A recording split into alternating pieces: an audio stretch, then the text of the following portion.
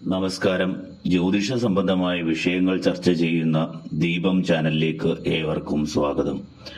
മേടം രാശിയിലെ അശ്വതി, ഭരണി, കാർത്തിക ആദ്യ കാൽഭാഗം എന്നീ നക്ഷത്ര ജാതകരുടെ 2025 നവംബർ ഡിസംബർ മാസങ്ങളിൽ എന്തൊക്കെ ഗുണദോഷങ്ങളാണ് സംഭവിക്കുവാൻ സാധ്യത ഉള്ളത് എന്ന് പരിശോധിക്കാം.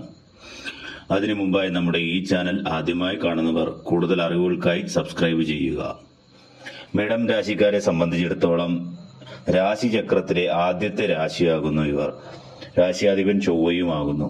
ചൊവ്വ നിങ്ങൾക്ക് മനോധൈര്യവും എല്ലാം നേടിയെടുക്കാനുള്ള വാശിയും ആത്മവിശ്വാസവും പ്രതിനിധാനം ചെയ്യുന്നു. രാശിയാധിപനായ ചൊവ്വ ഇപ്പോൾ 8ാം ഭാവത്തിലാണ് നിലകൊള്ളുന്നത്. ശുഭഗ്രഹമായ വ്യാഴം 4ാം ഭാവത്തിൽ ഉച്ചസ്ഥാനത്തിൽ നിൽക്കുന്നു. ഇത് നിങ്ങൾക്ക് ശുഭകരമായ ഫലങ്ങൾ നൽകുന്നതായിരിക്കും. വ്യാഴത്തിന്റെ ഈ രാശിമാറ്റം ഡിസംബർ വരെ തുടരുന്നതാണ്. സാമ്പത്തികമായി നല്ല ഉയർച്ച ഉണ്ടാകുവാൻ സാധ്യതയുള്ള മാസമാണ് നവംബർ മാസം. ബിസിനസ് രംഗത്ത് ഉയർച്ച, അതുമായി ബന്ധപ്പെട്ട് പുതിയ പുതിയ ബന്ധങ്ങൾ, ഐശ്വര്യം, കീർത്തി എന്നിവ വന്നു ചേരുന്ന ഒരു സമയമാണ്. പുതിയ വാഹനം, പുതിയ വീട് അല്ലെങ്കിൽ വീടിന്റെ പുനർനിർമ്മാണം എന്നീ ഗുണാനുഭവങ്ങൾ പ്രതീക്ഷിക്കാം.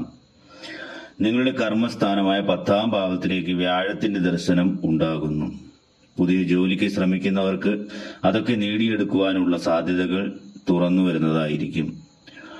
തൊഴിൽ രംഗത്ത് സ്ഥാനക്കയറ്റം, മേലധികാരികളുടെ പ്രശംസ, ശമ്പള വർധനവ് എന്നീ ഗുണാനുഭവങ്ങൾ പ്രതീക്ഷിക്കാവുന്ന ഒരു കാലഘട്ടമാണിത്. നിങ്ങളുടെ രാശിയാധിപനായ ചൊവ്വ 8ാം ഭാവത്തിലായതിനാൽ കുറച്ചു ശ്രദ്ധ വേണ്ടി വന്നേക്കാം. അനാവശ്യ വാക്കുതർക്കങ്ങളിൽ നിന്നും ഒഴിഞ്ഞു നിൽക്കുക. സുഹൃത്ത് ബന്ധങ്ങളിലും കുടുംബാന്തരീക്ഷത്തിലും കുറച്ച് അസ്വാരസ്യങ്ങൾ ഉണ്ടാകുവാൻ സാധ്യത കാണുന്നുണ്ട്. നിങ്ങൾ പലപ്പോഴും തെറ്റിദ്ധരിക്കപ്പെട്ടേക്കാം. അതിനാൽ സംസാരത്തിൽ മിതത്വവും ശ്രദ്ധയും പുലർത്തുക. എടുത്തുചാട്ടങ്ങൾ ഒഴിവാക്കുക. അനാവശ്യമായിട്ടുള്ള പിടിവാശികളെല്ലാം ഒഴിവാക്കുക.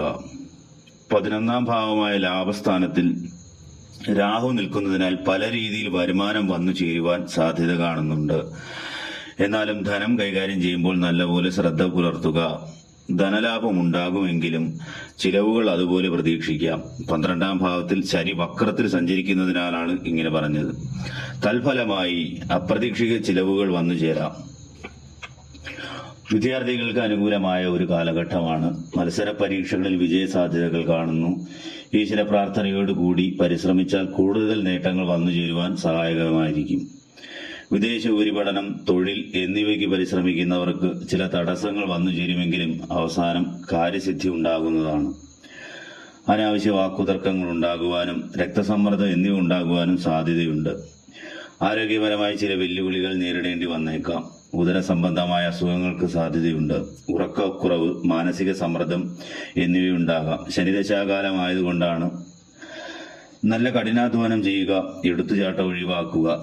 ജീവിതശൈലിയിൽ പ്രത്യേക ശ്രദ്ധ പുലർത്തേണ്ട സമയമാണിത്. നല്ല ഊർജ്ജസ്വലതയോടുകൂടിയും ആത്മവിശ്വാസത്തോടു കൂടിയും പരിശ്രമിക്കുകയാണെങ്കിൽ നല്ല നേട്ടങ്ങൾ വന്നു ചേരുന്നതായിരിക്കും. വ്യക്തി ശുചിത്വം, ഭക്ഷണ രീതിയിൽ മിതത്വം എന്നിവ പാലിക്കുക. ലഹരി വസ്തുക്കൾ ഉപേക്ഷിക്കുക. എല്ലാ കാര്യത്തിലും നല്ല അച്ചടക്കം പാലിക്കുന്നത് നല്ലതായിരിക്കും.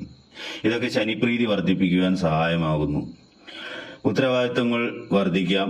യാത്ര, അലച്ചിൽ എന്നിവ പ്രതീക്ഷിക്കാം. തൊഴിൽ സംബന്ധമായ ദൂരയാത്രകൾ പ്രതീക്ഷിക്കാം. വാഹനം കൈകാര്യം ചെയ്യുമ്പോൾ നല്ല ശ്രദ്ധ പുലർത്തേണ്ട സമയമാണ്. നേരത്തെ പറഞ്ഞതുപോലെ നല്ല സാമ്പത്തിക അച്ചടക്കം പാലിക്കുക. നല്ല ഉത്തരവാദിത്തത്തോടുകൂടി കാര്യങ്ങൾ കൈകാര്യം ചെയ്യുക. ഇത് നിങ്ങളെ വിജയത്തിലേക്ക് നയിക്കും. ശനിദശാകാലമായതുകൊണ്ടാണ് പല കാര്യങ്ങളിലും തടസ്സങ്ങളും മന്ദതയും ഉണ്ടാകുവാൻ സാധ്യത ഉള്ളതിനാലാണ് ഇങ്ങനെ പറയുന്നത്. നവംബർ 2ാം പകുതിയിൽ ബന്ധങ്ങളിൽ ശാന്തതയും സന്തോഷവും തിരിച്ചു വരുന്നതായിരിക്കും.